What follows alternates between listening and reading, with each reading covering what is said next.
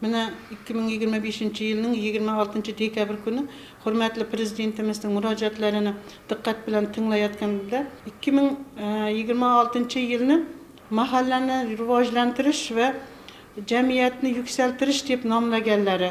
Undan keyin 6 ta yo'nalishning birinchi yo'nalishi aynan mahalla tizimini rivojlantirishga qaratilganligi mahalla raisi sifatida meni juda quvontirdi.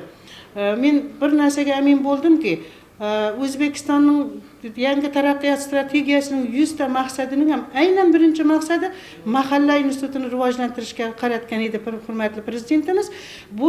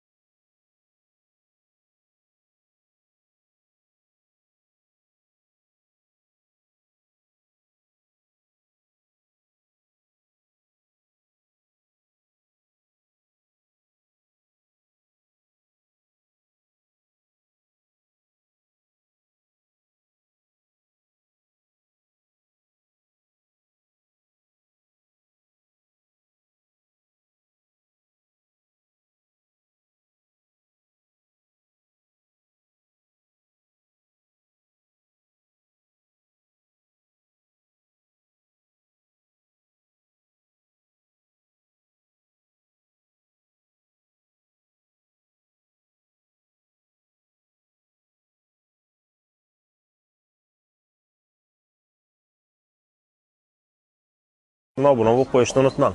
Videoning içindagi ne gap so'z bo'lsa, hammasi sho'rda bo'ladi. Podpiska knopkasini bosib qo'ying.